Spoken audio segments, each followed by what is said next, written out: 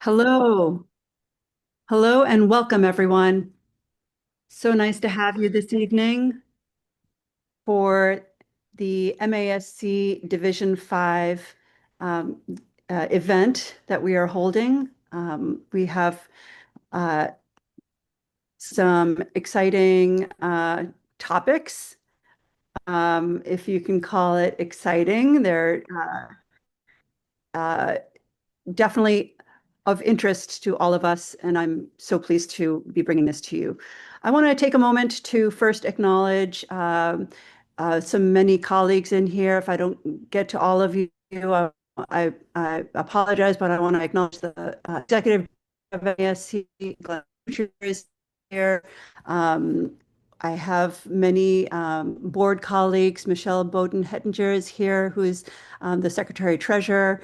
Patrick Franco Romano, our MASC past board member and our attorney. We have a number of others who will be joining us, staff, and so glad to see so many familiar faces.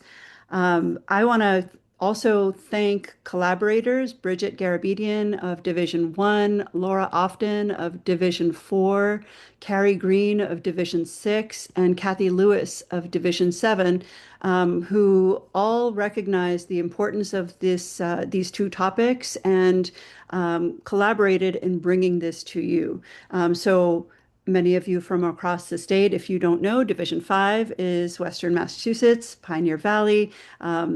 A river runs through us, the Connecticut River, and we have many rural communities as well as a number of urban communities. So I'm eager to with all of you on our shared interests, and I believe that the speakers that you'll hear from really represent that.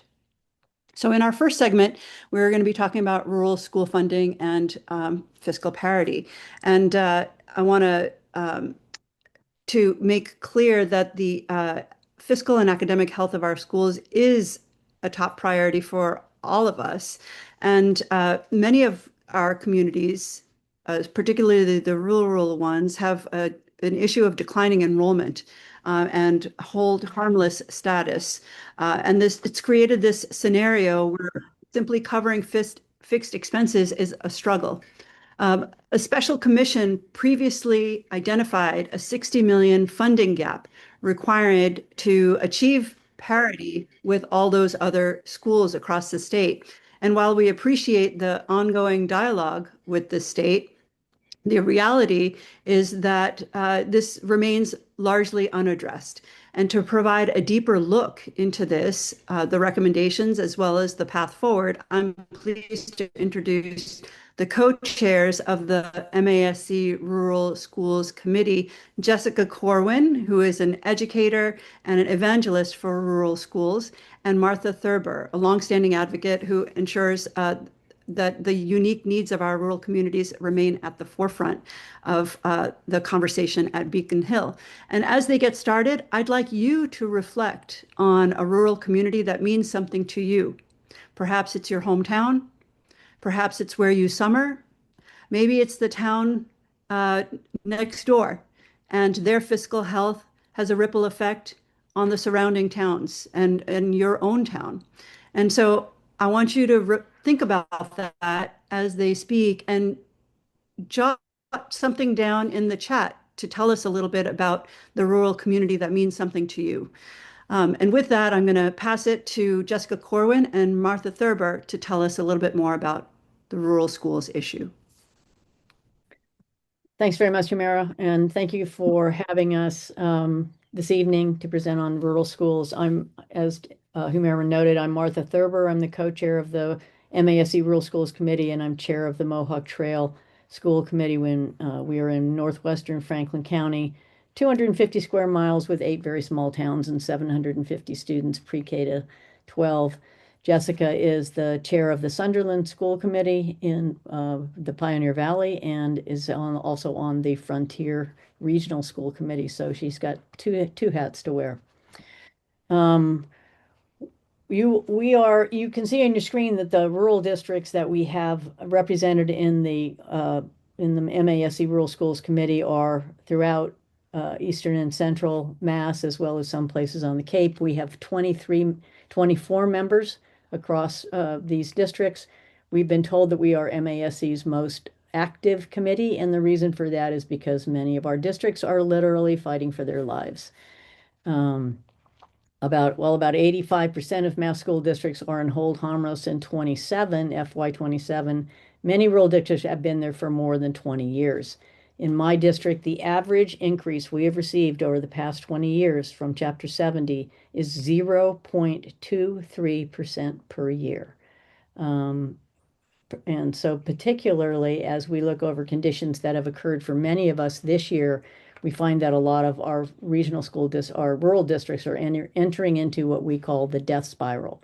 And this is where declining enrollment and the lack of adequate funding cause loss of programming and staff, which in turn causes students to flee to other districts that can still offer more, which causes further declines in enrollment and further declines in our minimum aid that we do receive, which causes more cutbacks in teachers and programming, which causes more students to flee, and it goes on until what you have left is the very shell of a district that provides only the basic minimum education to students who have nowhere else to turn. They can't afford to go elsewhere, or they can't afford the transportation that would get them there.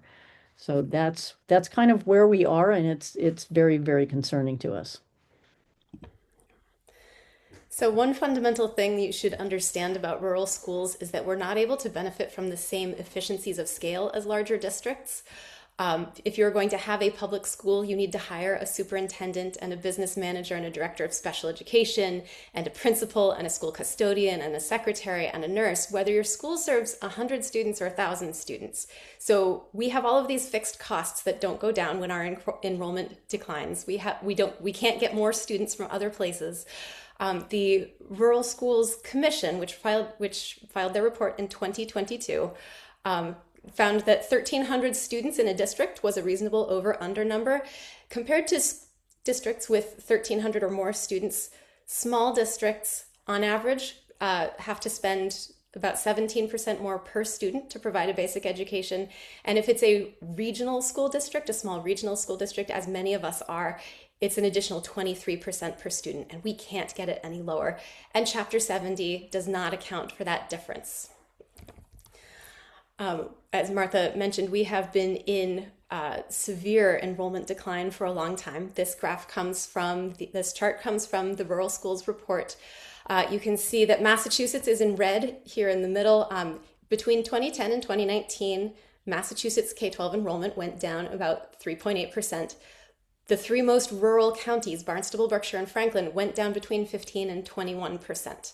And that's all pre-pandemic decline. I don't know about your districts. I know that enrollment has gone down for everybody since the pandemic hit. In my rural school, our enrollment has declined 35% since 2020. So that's on top of what you see in this chart. We have districts who have been in hold harmless for decades. This is not at all an exhaustive list, but we did confirm them. At least 22 years. Gateway Regional, Mohawk Trail, and Pioneer Valley Regional are all fairly large regional school districts, geographically large, and Brewster on the Cape, and at least 24 years Clarksburg, I believe in northern Berkshire County. At the same time, when we have been dealing with these issues for decades, these inefficiencies and chronic underfunding and declining enrollment, we are being hit by the same things as everybody else. Our health insurance costs are spiking, our special education costs are spiking, our transportation costs are spiking. We keep hearing a misconception that a solution for all of our issues would be if we just regionalized further. And we need you to know the legislators who keep making that argument and DESE members who keep making that argument don't listen to us about what the realities are, because we have firm barriers that we cannot overcome with regionalization. The first one is geographic limitations. So Martha is the chair of the Mohawk Trail Regional School District, which is the geographically largest district in the state, 250 square miles, 8 towns serving, 750 students, Martha? Yeah. Across 250 square miles. She's got students who spend 75 minutes each direction on the bus, so 2.5 hours on the bus every day. And those kids, because of that time on the bus, are not getting an equitable education. Not only are they going to a school that has cut almost all extracurriculars, arts, they've got minimal sports and things like that. What they receive at the school has been cut back dramatically. Because they spend 2.5 hours a day on the school bus, we've got rural cell coverage. They can't connect on their Chromebook to do their homework on the bus. That is lost homework time. Those students cannot stay for anything after school if their parents can't drive them, because we haven't had late buses in decades. And our high schoolers are not able to work an after-school job because of all the time lost just riding the bus. It is not an equitable education. Martha absolutely could not regionalize further from what she has right now. Here's another one. This applies to my district. And let me say, personally, I am publicly in favor of fully regionalizing my district. I am in a superintendency union, which is a shared services model. We are 4 towns with 1 superintendent, but 5 school districts. We have a 7 through 12 regional school, and then each of our 4 towns has its own elementary school. We would like to regionalize K-12. We would like to have 1 school district, but we can't do that because Massachusetts general laws that go back to the 1950s about regionalization say in layperson's terms that nobody can take a compensation cut as a result of the merger. So when you are bringing together disparate, teacher pay scales and health insurance packages, everybody goes to the highest one. So it doesn't mean that if they're on the highest step of the lower teacher scale, they go to the highest step of the higher one when they combine. They would get moved over so they got some increase, but then within a few years, they make it to the top of the higher pay scale. So you're ending up spending a lot more. In my district, our barrier is the health insurance because we have 5 school districts that each have their own health insurance packages. If we were to merge, we would need to go to the best health insurance plan and the highest employer contribution. So my district is only able to contribute 65% to health insurance, but some of the others are contributing 80%. So just to bring everybody to the best health insurance package for us to regionalize would cost $1 million. And the state is not offering us that assistance. So we cannot afford to regionalize even though we want to. So it is not a solution for us. And then finally, this is, I'll be really honest, this is the least sympathetic reason, but it's still a real one for school committee members, the local politics, that sometimes annual town meetings, when they are facing a proposal to fully regionalize, they reject it. And then what is the school committee left to do? Because they had the solution and it was rejected for whatever reasons by the locals.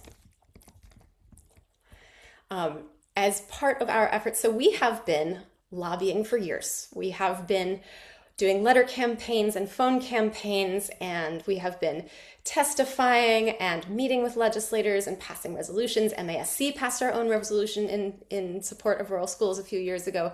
We've been doing all the things that the legislators have been telling us to do to get noticed and get our needs met, and they are still ignoring us. So this winter, we coordinated a Rural and Declining Enrollment Schools Week of Action. We had more than 30 school districts participate in various ways. The purpose of this was to sort of harness the power of imagery and to get news coverage to turn on the public pressure on legislators. So you can see a few of the headlines of coverage here. Just to show you what districts did for visibility, we had the ambitious drone shots with students being seen from above. We had teachers' unions who posed with signs. We had standouts that were photographed and documented. We had student projects in the classroom. There on the right, somewhere in northern Berkshire County, maybe it's Clarksburg again, it's an 8th grade writing campaign, so they wrote to their legislators. These are some miscellaneous ones that I enjoy. The Shrewsbury Fire Department posed in support of rural aid for schools, and Kate Duggan, who is school committee chair in Rochester, ran a half marathon wearing a shirt that said Fund Rural Aid. So we did lots of things to be seen. I'll have Martha tell you what it's all pointing toward. Yeah, so there are, there have been some moments of hope back in 2023 after the release of the Commission on the Fiscal Health of Rural Schools report. Natalie Blais, Representative Blais, and Senator Joe Comerford filed the first comprehensive rural schools bill, which proposed the appropriation of the full $60 million that had been recommended by the commission And the bill sat in the Joint Education Committee for about 18 months before emerging as something that was totally unrecognizable, containing virtually nothing of the original provisions. So in 2025, Rep. Lay and Senator Comerford tried again. This time the bill that emerged about a year later is much better. It's S2870. It still lacks the essential 60 million, but it did include some of the items that you see on your screen there that are very important as well. It's been recommended favorably out of the Education Committee, but its ultimate fate still remains uncertain. We would certainly support anyone who wanted to write in support of that bill. But there are some more immediate needs and advocacy concerns. Right now, in front of the legislature, there's the FY26 Fair Share Supplemental Bill, the Senate version of this bill, S5034. It fully restores the 25% that was cut from rural aid in FY26 at the last second by a conference committee. It uses $4 million of fair share money as a down payment on FY27 rural aid. It appropriates $25 million for regionalization grants, which Jessica alluded to as being critical. And that is now in the conference committee. It can get released anytime soon, very soon. So any advocacy for that would be most appreciated. The Senate's FY27 budget, S4, includes the full 20 million in rural aid that was proposed by Governor Healy. It was 10 million in the House bill. It is 20 million in the Senate bill, including the 4 million down payment from the supplement. So that's another bill where we could really use everyone's help for advocating immediately. The Senate is debating its amendments now. Will pass its budget pretty much by the end of this week or early next week. So those are key things that we need your help on. You can always find tools and advocacy emails, information at ruralschoolsma.org, which Jessica maintains with lots of current information. So I think that's our top priorities are getting the 60 million that we need, getting Chapter 70 reopened, because it's ultimately we have to get a sparsity factor into the formula so we can avoid this annual appropriation nightmare. And we need to pass some of the provisions from the Rural Schools Report. S2870 is certainly a good start. But those are our key priorities for this committee. So I just want to thank you again for having us. We appreciate your attention, and we would certainly appreciate anything you could do to help us with our legislative agenda. Thank you, Jessica and Martha. We can't discuss higher ed expectations without first addressing the foundational funding required to meet them.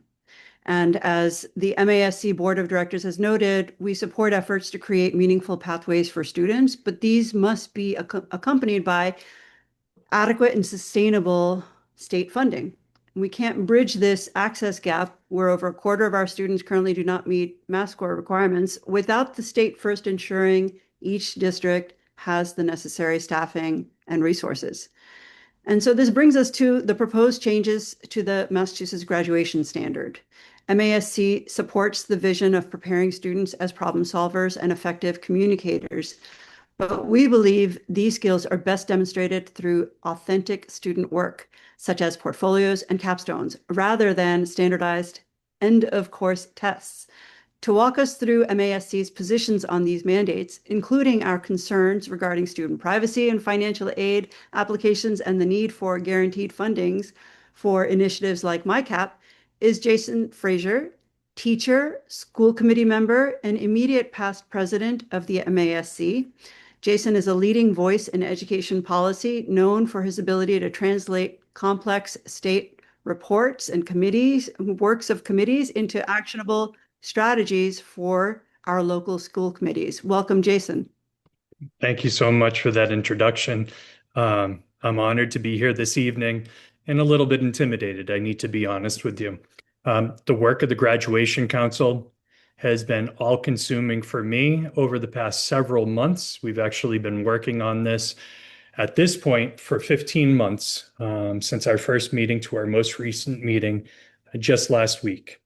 And the introduction I would put before you all is that this is generational work.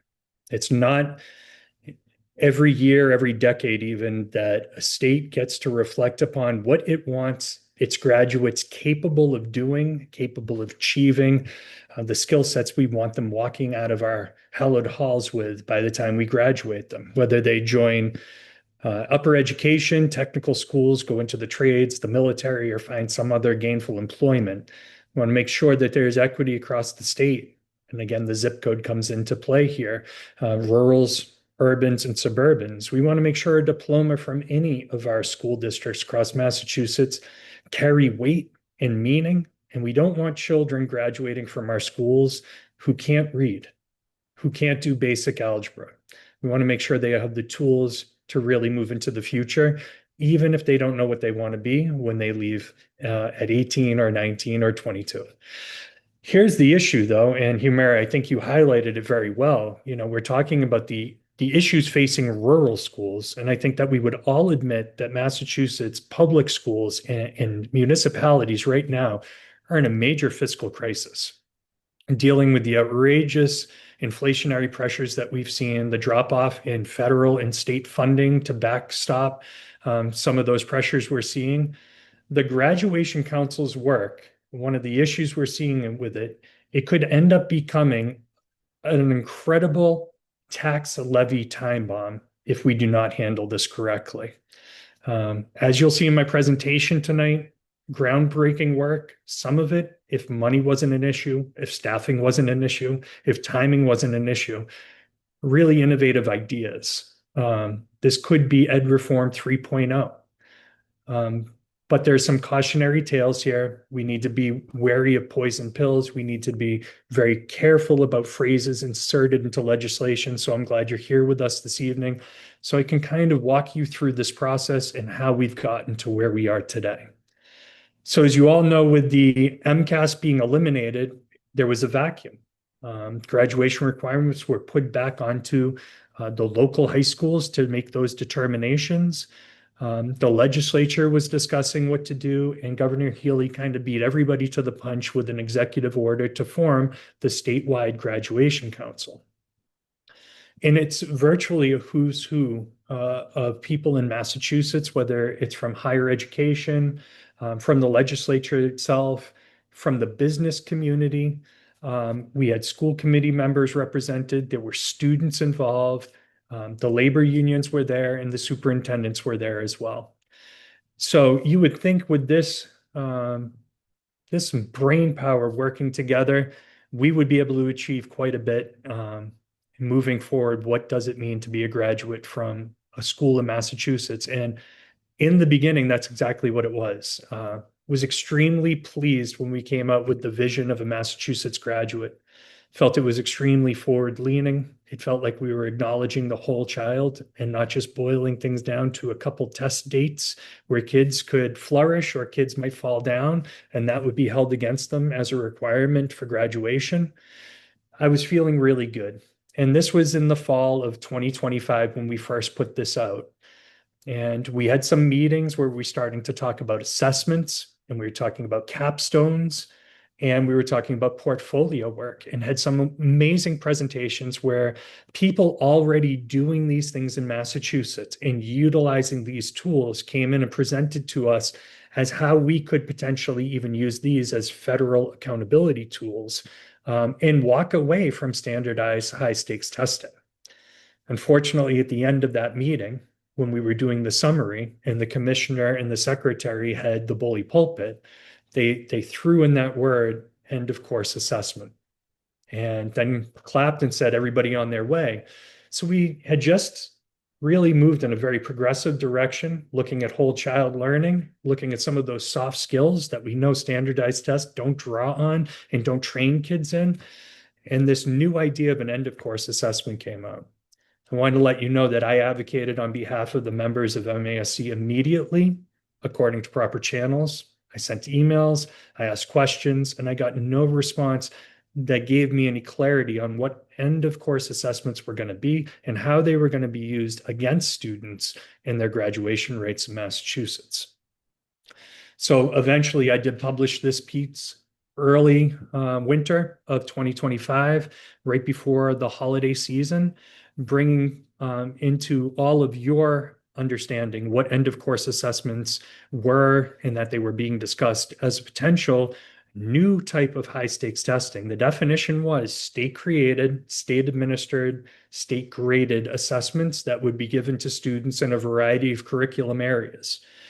I want to let you know that we pushed back tremendously on this because the original intent of end of course assessments was going to be a graduation barrier. The conversation has morphed and changed since then, but this is only one of 7 components that was released when the preliminary guidance came out in December of 2025. And if you look on the stage, you'll see that a lot of the business community showed up, some students showed up, even Jessica Tang from AFT Mass showed up to stand with Governor Healy when they released the draft recommendations. You may notice that I am absent from the crowd because I was already at the point that I did not want to even give a whisper of that the governor could lean on, that MASC and the school committee members of Massachusetts were endorsing anything in this package.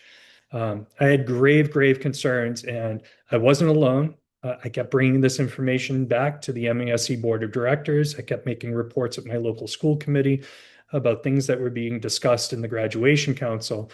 But I'd just like you to take a moment and see what was in the preliminary draft that was sent to the governor from the graduation council. And I want you to hear the words I'm about to say.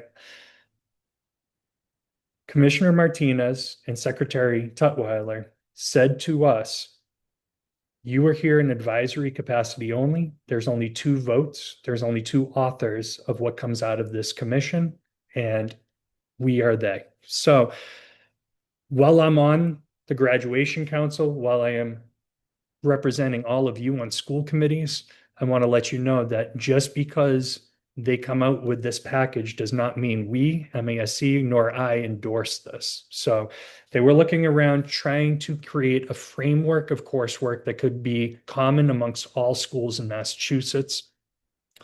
They are also still at this point talking about a hybrid approach between end of course assessments and capstones or portfolios, where students would have 2 abilities to demonstrate their mastery over curriculum. One would still be that end of course assessment, still very ill-defined as how they were going to do this. Was it going to be a graduation requirement? Were they actually going to try and have our teachers give this assessment, send it back to the state, have it scored, and end up on a child's report card or their transcript? How much would it be weighted if it was part of their report card grade? All of these things were extremely gray areas, and believe it or not, even here on May 20th, still is. In the pink column, you'll see a tremendous amount of work as well. Again, some of this, I would love it if we had all the time and the funding in the world, but just imagine putting all of these new requirements on your local school district and having no idea where the funding is going to come from, the professional development, the staffing, the scheduling that would be implied here. Creating a MyCap plan, having all students in Massachusetts do student financial aid forms in school with that sensitive information and materials. Financial literacy was something that was number 1 in teachers' minds, students' minds, family minds, of things we should be adding to students for their graduation requirement. And you can see it's kind of being pushed over into the corner already in the report. And then an idea about seals of distinction, sort of like the seal of biliteracy. The Executive Office of Education, which is the secretary, and DESE, which is under the commissioner, we're really interested in trying to come up with some new seals of distinction to put on students' diplomas. When this work came out, MASC put out a retort, and this is when we started really leaning into the timing, the funding, the lack of details on many of what was in the report. But we weren't alone, and this is where it kind of gets really interesting. The Superintendents Association came out with a paper that was extremely similarly worded, very concerned about the scope of new items being placed on school districts, especially in this current financial situation that we're all facing, and really wanted to narrow down the goals of the graduation council, really trying to rein in the process. And this was coming out around January, February. AFT Mass came out with a position paper that again was really talking more about the high stakes testing and trying to be more holistic in our assessment of students. No surprise there. And even MTA, standardized test, was their number one cry to arms to their membership. But I just want to read what their last sentence or their last statement, the last paragraph said. State education officials should not file legislation related to graduation requirements and instead take the time needed to dig deeply into innovative ideas that have been discussed and make Massachusetts a national leader in revitalizing high schools. So I had been meeting with representatives of MASS, MTA, AFT Mass. We've all been trying to get on similar groundwork of what we want to put out publicly. And as you can see, we've all put out our own statements, but we have definitely agreed on those big issues of the speed of the rollout, the funding, and the flexibility at the local level. And you can see here from one of the most recent position papers from MASS, the highlighted language in this piece talking about those very issues, and the last highlighted piece being cost. And they've come out with their own positions on the 7 pieces that were in the draft proposal of the Graduation Council. And you can see there's nothing there that MASS fully endorses without some caveats and carve-outs. So I guess this is where we get into the meat of our side of the table. Where does MASC come out on the graduation frameworks, the draft proposal so far? I did hear that there's a plan for the secretary and the commissioner to release their final report to the governor on June 17th. We did finally get the commissioner and the secretary to say they're not going to try and file legislation before the end of this current legislative cycle, which was a win, but it might be just covering for their boss who has a gubernatorial race coming up. And this is going to be a tough sell if you have the Association of Superintendents, the School Committee Association, and both teachers' labor unions pushing back hard against this. We're going to utilize that pause between now and January of 2027, early February 2027, to really try and change direction, to narrow the scope of these recommendations, and to make sure that we're not left holding the purse strings for all of these changes. Again, the elimination of MCAS has led to all of these recommendations being made, right? So we went from a $30 million a year test to potentially millions of dollars per district to roll out everything that would be in this proposal if everything came through. So what they finally landed on for the foundational coursework is something that Massachusetts already has, and Humira mentioned it in her introduction, is MassCore. And MassCore is a curriculum of study which includes things like 4 years of English, 4 years of mathematics, 3 years of lab sciences. And there's currently flexibility in it for some of our students who are in CTE programs because of how intensive Chapter 74 programs can be on the trade side. Sometimes they need flexibility with their coursework. So these carve-outs would still exist. That flexibility would still be there. But to my dismay, and Humira highlighted it, I found out that there's schools in Massachusetts right now who do not offer Algebra 2 to their students. There's high schools in our state that don't offer that. So what we really need, and this is what MASC is calling on, is we need DESE to do their homework before they roll this out as a graduation requirement that could potentially prevent a student from getting a diploma. Let's make sure this coursework exists at every high school where we're going to have that be a requirement. So the Commonwealth really needs to dig into the data. Then they need to backfill.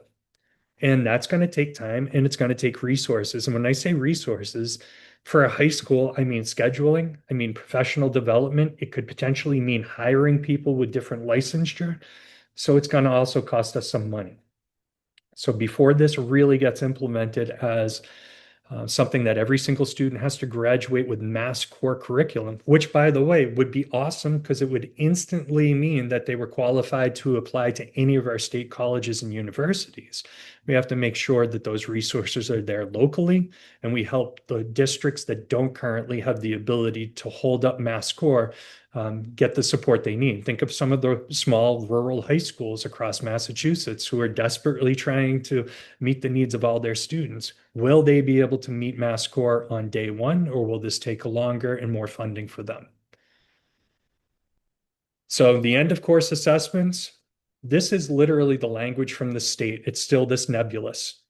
They haven't identified exactly what courses it's going to be in. They haven't identified exactly how students are going to have skin in the game, because as Secretary Tutwiler said right before he departed the council and departed his position, if it doesn't matter, it doesn't, like if it doesn't count, it doesn't matter. Like we've seen students kind of drop off on their attention to the MCAS since they know it's not a graduation requirement anymore, and Secretary Tutwiler was right. There is some aspect of that, but they still haven't defined what it is yet. And I think most of you realize when we take the MCAS, we don't get the results back until the fall of the next year. Admittedly, sometimes we get the embargoed information midsummer, but if we're going to put this as part of a student's grade for a class, because that's what they'd like to attach it to is a class, how are we going to get that information back from the state in time to put it on a kid's report card? And how much do they actually want us to weight it? With that question being unanswered, and the question of, is this going to be the new accountability tool that can put our schools in receivership? Or how could this new tool slow down the schools that are trying to get out of receivership? MASC is a no-go on this proposal, right? This is absolutely not as currently configured for our districts, for our 2 districts still in receivership, and for the students of Massachusetts. So that's where we are on that one. I know that's been the focus of the communication from MASC so far, and we've remained consistent on that, and we will continue to push back hard on this issue for all of you.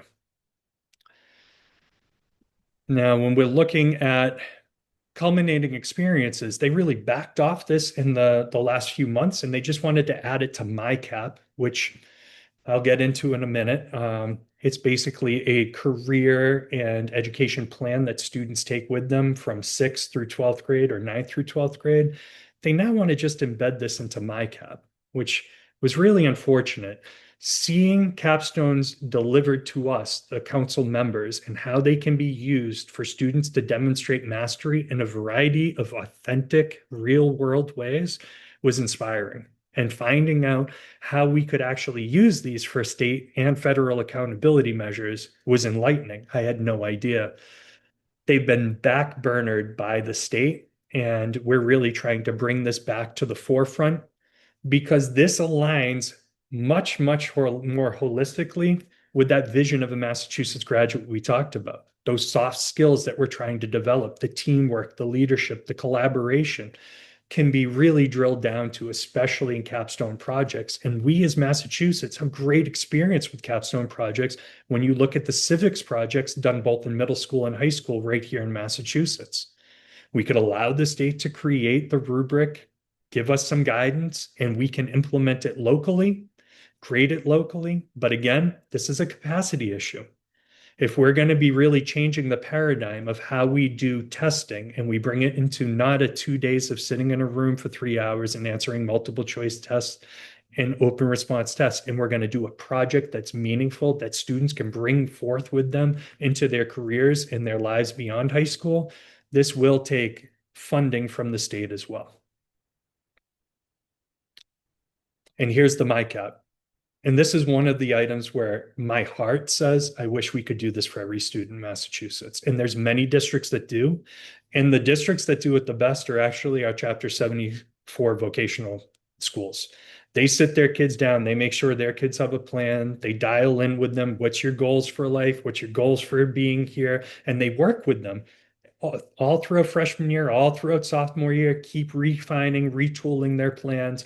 So when they graduate, they actually know where they're going. They have direction. They can utilize all those great skills they've learned, and the academic side is all there. But this takes intensive training for staff. Staff who are not trained in MyCap are not going to be naturals at sitting down with a child and guiding them through that process. So professional development would need to be in place. It's also, do you have a course freshman year that you kind of slow down and you introduce MyCap to students and maybe backfill some of the financial literacy in, like the state is trying to now embed in MyCap? That's a scheduling nightmare for anybody who's ever run a high school matrix, is to try and embed in brand new courses and the whole concept of MassCore on top of it. How do we accomplish this? There's still a lack of details on almost every single one of these points on the state side that leaves me wary to move forward on it. So MASC at this point will have to reject the proposal for MyCap for all students as a graduation requirement without guaranteed state funding. And that means for the rollout, that means for potentially hiring, looking at scheduling changes as well. We encourage any school district in Massachusetts who's not explored MyCap on their own to find a district that's doing it and doing it well, because it might be something you want to adopt locally. You, the school committee member, can make that decision for yourself. But at this point, MASC can't abide by it being forced down our throats without funding attached to it and time to roll it out and do it correctly. And this one on its face again sounds great. And this is what they said to us at the graduation council. You know, students who fill out the financial aid forms are more likely to go to higher education. Thanks. Thanks, Captain Obvious. Appreciate that. I don't know if that's correlation or causation or just a coincidence. Of course, kids who are going to go to college fill out the financial aid forms. But think about this. Imagine a bunch of your 11th graders bringing in their Social Security numbers, bank routing numbers, financial forms from their parents' investments if they have them, and entering all of this very sensitive family data on school servers and school computers. I wonder who might have some liability if anything goes wrong, if anybody hacks into your servers, or if a student drops a piece of paper and another child picks it up. MASC cannot support this as a graduation requirement. They were very sensitive to the fact that there should be an opt-out, especially for students who don't want to identify their immigration status, which we appreciated deeply. But we really feel as an organization that if school districts want to do this, it should be an opt-in model only. And this should not bar any students from graduating from a high school in Massachusetts if they or their family do not complete these forms. Now, financial literacy, again, this was on every single slideshow they showed us, every single bar graph, line graph they showed us. This was the number-one issue for everyone, teachers, parents, students across the board, number one. And it's now kind of gotten placed into, this will be part of their MyCap coursework.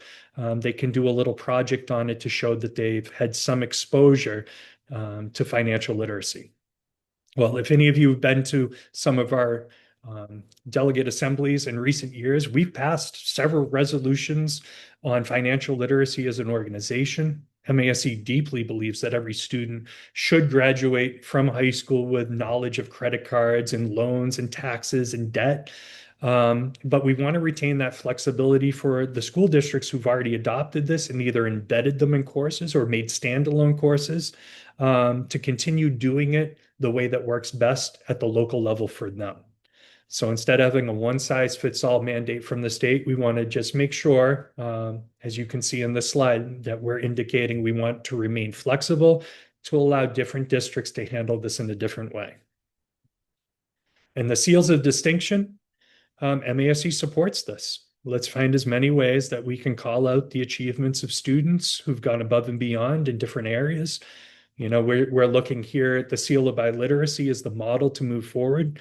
But we were talking about even seals for ROTC, STEM, vocational education, and other areas of strengths for students. So this is something we can absolutely support. We're going to have to make sure there's guide rails on this as we move forward so it doesn't get out of control and it doesn't become more of a, if you don't have a seal, then your diploma means less situation. So we do need to be mindful of that. But MASC right now is very supportive of this idea. Now, you may have noticed I've gone through all 7 items. Well, here's 3 more. And literally the one at the bottom, they threw to us at our last meeting of the graduation council. And it's a huge one. Okay, so very quickly, they want every single student in Massachusetts to have the opportunity to have an internship or an externship. I don't need to tell you how much of a heavy lift that's going to be. Managing it, staffing it, keeping track of those students, finding them valuable and safe internships and externships all across the state for every single student in Massachusetts, right? Again, I want to remind you, there's a lot of concepts in the graduation council's vision that are honorable and bold and leaning in, but the reality of the staffing, the funding, and the flexibility just don't seem to be there. I don't have a position from the board of directors on this because it's so new. We haven't yet really digested it, but I wanted to bring it to your attention. Civic readiness. Again, we kept talking about having students graduate ready to enter into our world as civically minded and civically capable individuals. The definition here, again, lacked thoroughness. It couldn't just land on a spot where we all said, okay, that's what you mean by civic readiness. And the ways to get a child civically ready also never really came into full focus. But this is still part of their proposal, and they're trying to embed this into the MyCap as well. And last but not least, the AI and digital literacy. And I think most of us probably feel the same about this that we do about financial literacy, right? It's not new for Massachusetts to have digital literacy standards embedded into our curriculum across the state. And they really want to bring the AI fabric into it as well to make sure that we're not graduating students who've never interfaced with AI in a course-like setting with adults, with parameters, with safety nets. We really think that this is something that all students are going to encounter regardless of what occupation they end up in. And many of our students are already using AI, and we're all very much aware of that as school committee members. So this was an interesting one, literally added at the last meeting. We didn't have a lot of debate, but there was a lot of us in the room who did agree that this should be something that students are exposed to. But we did not necessarily agree that this should be included in the widening scope of things that you need to do to graduate from a Massachusetts high school. So here's their timeline. I want you to note the aggressiveness of the timeline. The students in your schools right now who are 6th graders are the guinea pigs. They're the ones it's going live with when they become 9th graders. So we literally have 2 years of rollout time for DESE to come up with guidance, right? To establish authority through regulation, through the Board of Elementary and Secondary Education and the legislature, and to start supporting districts in preparing for this. That's literally what they're going to try and do next year. And the year after, they're going to continue to align resources, get them to the districts that need them, finalize their guidance, start doing some PD, and providing technical assistance as schools are literally on the launch pad. Because the next year, 28, 29, those 9th graders are expected to implement at least some of the graduation requirements I just shared with you. And guess what? We have no idea what they are because they haven't decided yet. It's still to be determined, unfortunately. So it brings us down to this point. I know I've thrown a lot at you today, but luckily, Anthony and the MASC staff put together a beautiful 2-pager of the positions I just shared with you today. This is not going to be the final conversation we have on the high school graduation requirements, but we do have things we need to do now, right? We got a reprieve from the secretary and the commissioner not filing legislation now, because I tell you, if they were intending to file legislation, I'd be living at the State House until it got defeated. Because we can't allow this to happen right now as it's currently written. I was not being hyperbolic when I said this is a tax levy time bomb if not handled appropriately, right? We know their next steps. The governor has to get a bill to the legislature. They have to codify the regulations. Board of Elementary and Secondary Education are going to have to take some actions and probably create some regulations around this as well. And then DESE will have to start developing all of the guidance and all of the frameworks for implementation. So those are the three touch points where we can start inserting ourselves and making sure our opinions are known. And if necessarily, we can lay down in front of it to try and stop it from progressing forward if it's not what we've identified as being in the best interest of our students and our communities. So the graduation council plan in its current format cannot be allowed to move forward as a mandate for the state of Massachusetts and for our local school districts and our school committees. So we're lucky that right now there's not a lot of light between us, the superintendents, AFT Mass, and MTA. How often do we get to say that? But we have the administrators, we have the governance bodies, and we have the teachers in the trenches all saying, this is too much, this is too fast. How are we going to pay for that? We're in solidarity on that matter right now. What we would appreciate, and this is the message that the legislature needs to hear from us, because many of our legislators don't even know as much about the graduation requirements that you right now know. You are more well informed than almost everyone else in Massachusetts about these issues at this current moment, just by sitting in this meeting with us this evening. We need details. We need local flexibility, and we need guaranteed state funding. And let me be very clear. Those dirty words, subject to appropriation, cannot touch this funding plan. There's literally MGL that forbids Massachusetts from putting new financial hurdles on our localities, but they can get around it by some clever lawyer work. No offense to any of the lawyers in the world, Pat, no offense, but they can put in words something like notwithstanding any prior legislation, which cleans the slate for them, or they can add those words, subject to appropriation. If we really get in the faces of our state legislators who have the same voters back home that you and I do in our own communities and say, look, if you do this, this is where my budget is this year. This is the situation I'm already in. If you put subject to appropriation and then you do not fully fund this myriad list of new demands you're putting on us locally, you're going to collapse the entire town, the entire city, the entire school district. And I'm not being hyperbolic. That's how bad this could be. So I know I've thrown a lot at you this evening. I appreciate so many people being in the room with us.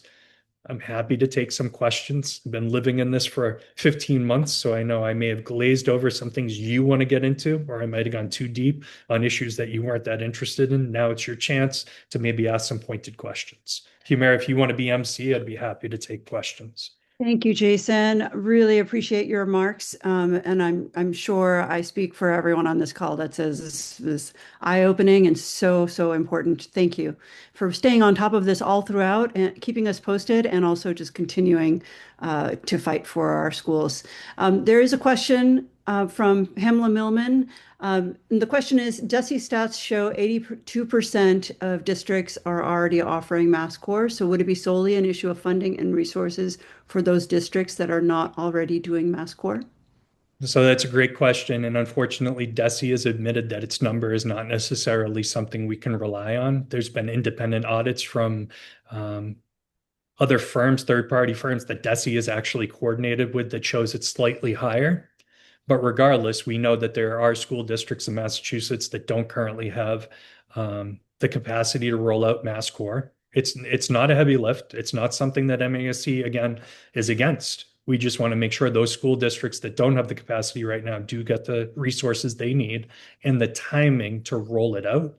And again, you just saw how aggressive the rollout is. They're trying to have this ready by the 2028-2029 school year for those freshmen, the current sixth graders. I think that's just too aggressive, especially for that part of the rollout. Again, they haven't given us enough details to let us know what pieces they're going to roll out at a time. For all we know, they're trying to try and roll out all of these items at the same exact time. Right? I don't believe that's the case, but until they give us more details, we have to assume the worst and hope for the best. Our previous speaker, Jessica Corwin, rightly notes that internships in rural areas with neither the industry to support that or public transportation, something doesn't add up. Would love your, and then Ethan also adds about AI digital internships, that it's, internships are hard enough to come by as it is, let alone in this arena, in this economy. Would love your thoughts on that. Yeah, we mentioned the economy of scale issues, especially for our students who are in the rural areas of Massachusetts. But we also acknowledge the fact that that scarcity might exist in our urban centers as well, right? Where you have a higher density of high schoolers looking for those internships, we have this similar issue. Are there enough businesses that we can trust, that we can vet, that we can put our kids in that position to send them out and do hours and hours of work every day, and feel comfortable with the situation? So it's one of the reasons why we push back on that being a graduation requirement. We know there's a lot of school districts who already do that at the local level. And again, MASC encourages local school districts to look into internships and externships that fit their demographics and their ability to fulfill at the local level. Great. I have another comment here. I'm just reading it and processing it. As a school committee member and retired veteran educator, I'm in a small urban community, Leominster. I greatly appreciate the insightful, comprehensive presentation. I intend to speak with my state representative. Another person is asking, they just heard about this and they're wondering if this can be placed online or in print, something they can bring to their full committees. And yes, we plan to. The position paper is already on the website. That will be emailed to the entire membership, and a component of this recording will be made available to MASC members as well, for those who are interested in circulating amongst their school committees. And also make sure to speak with your legislators about this. Jason, someone asked you to repeat the June deadline.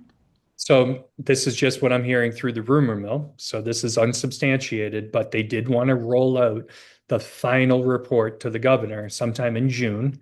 And the date I'm hearing right now is the most likely date is June 17th. Okay, June And 17th. going back to what you were just talking about, like I said, you guys now know more about what the state is talking about in the graduation council in our reports.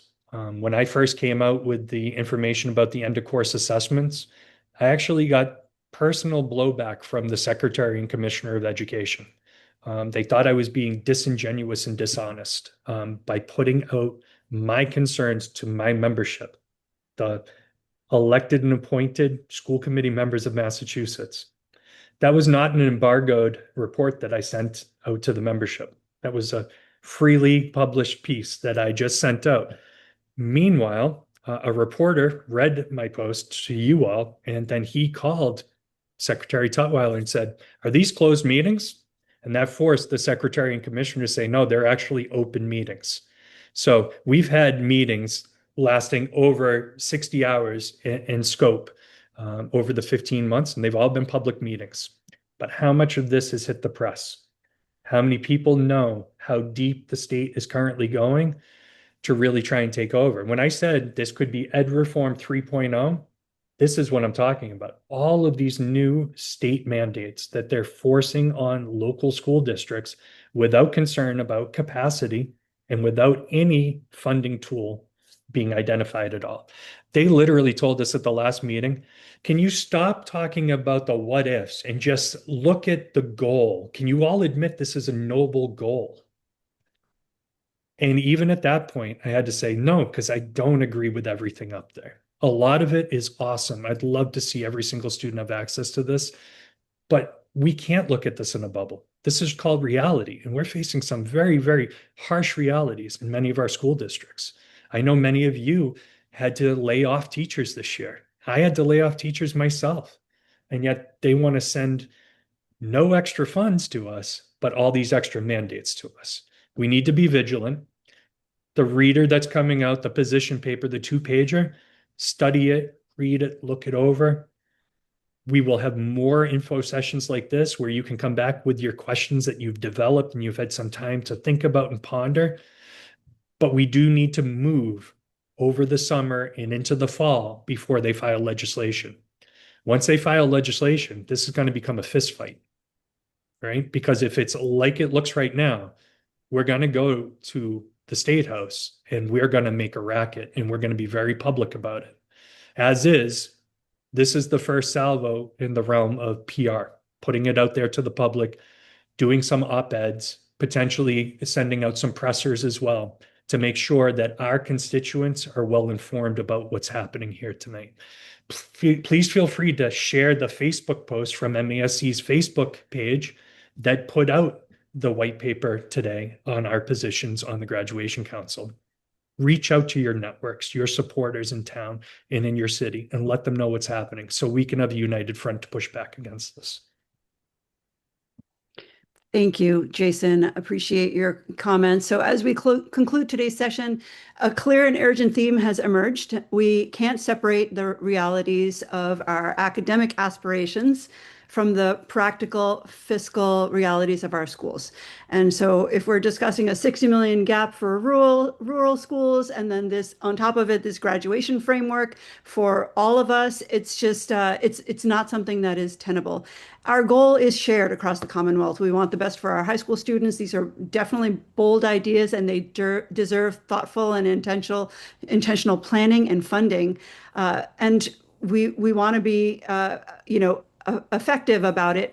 But this method we heard about today, about the state can't mandate these standards, until this access gap is addressed. And so, and for a quarter of our students or more. So we have to maintain diligence about this. We need your action.